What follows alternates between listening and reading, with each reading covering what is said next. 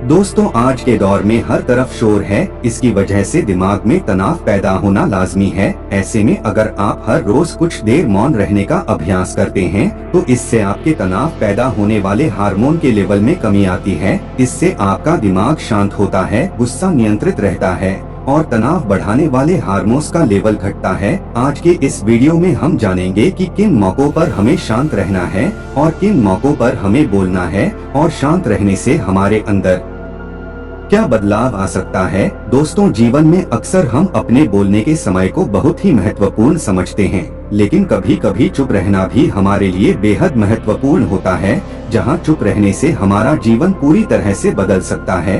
संघर्ष के दौरान जब भी हम विवाद में पड़ जाते हैं तो चुप रहना गर्मागर्म माहौल को ठंडा कर सकता है और बेहतर समाधान की ओर ले जा सकता है। संघर्ष के दौरान चुप रहने का महत्वपूर्ण असर होता है। विवाद में पड़ने पर हमारी प्रतिक्रिया का तत्परता और आत्मसमर्पण चीजों को बिगाड़ सकते हैं। चुप रहने से हमारे मन में शांति बनी रहती है और हम समस्या को ठीक से समझने और समाधान की दिशा में आगे बढ़ सकते हैं। इससे हम बेहतर निर्णय लेने की क्षमता प्राप्त करते हैं और अपने संबंधों को मजबूत करने में सक्षम होते हैं।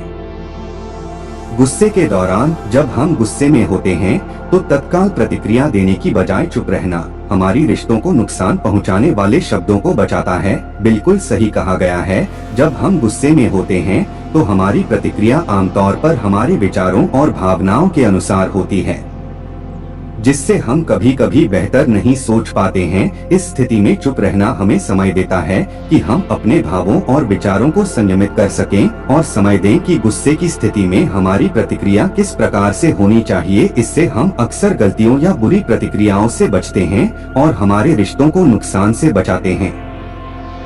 इससे हमारे रिश्ते मजबूत और साथी बने रहते हैं। सुनने के दौरान सक्रिय सुनना, चुप रहकर और पूरी तरह से दूसरों के कहे गए बातों को समझते हैं, यह रिश्तों को मजबूत करता है और गहरी समझ को बढ़ाता है।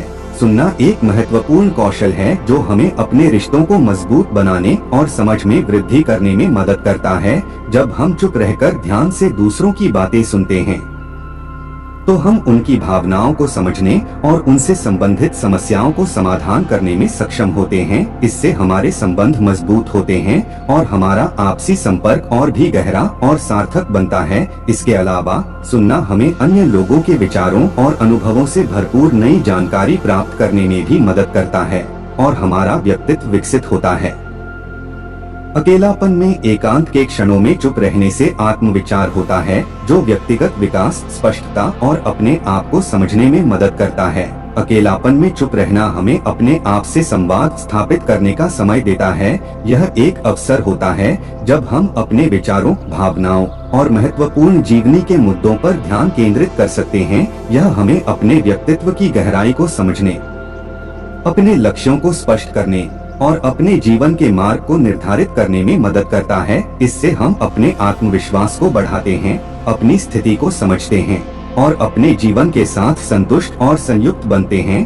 ध्यानाभ्यास के दौरान, ध्यान के दौरान चुप रहना मन को शांत करता है, तनाव को कम करता है और सचेतता को बढ़ाता है, जिससे एक अधिक शांत और केंद्रित जीवन मिलता है। ध्यान के दौरान चुप रहना और अपने मन को एकाग्र करने का अभ्यास करना हमें एक ऊंचे स्तर की शांति और सकारात्मकता की अनुभूति कराता है। यह हमें तनाव और चिंता को कम करने में मदद करता है और हमें अपने अंतर्मन की गहराई से जुड़ने की क्षमता प्रदान करता है। ध्यानाभ्यास के माध्यम से हम अपने जीवन को एक अधिक उत्साही, स्थिर और स्वस्थ तरीके से निर्माण करने की क्षमता प्राप्त करते हैं।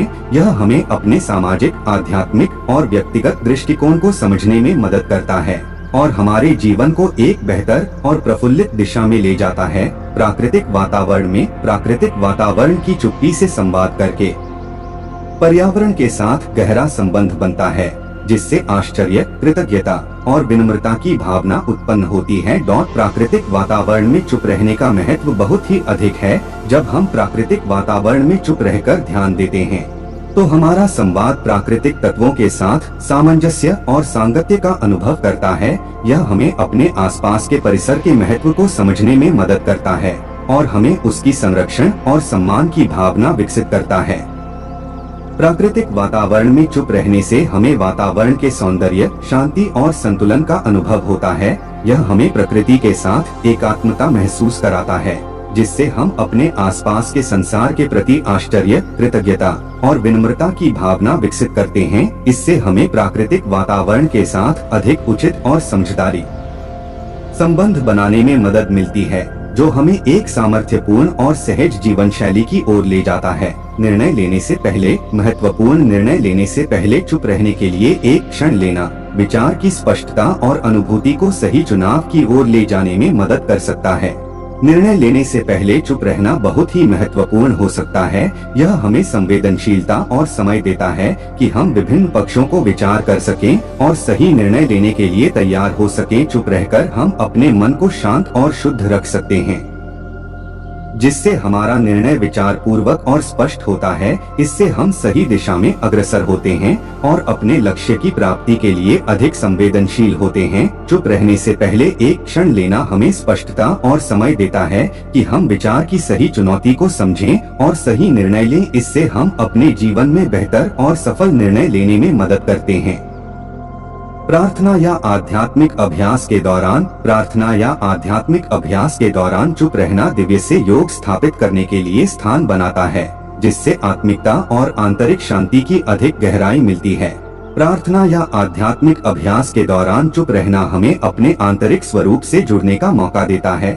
यह एक स्थिति है जब हम अपने चित्त को स्थिर रखकर अपने आंतरिक अनुभवों को विश्लेषण करते हैं और अपने आत्मा के साथ संवाद करते हैं। चुप रहकर हम अपने मन को शांत करते हैं और आध्यात्मिक अनुभव के प्रति अधिक संवेदनशील होते हैं। इससे हमारी आंतरिक शांति और संवाद की अधिक गहराई होती है, जो हमें आत्मिक विकास और आंतरिक समृद्धि की ओर ले जाती है। इस प्रकार प्रार्थना या आध्यात्मिक अभ्यास के दौरान चुप रहना हमें आत्मा के साथ संवाद करने का मार्ग प्रदान करता है और हमें आत्मिक स्थिति में अधिक समृद्धि प्राप्त करने में मदद करता है।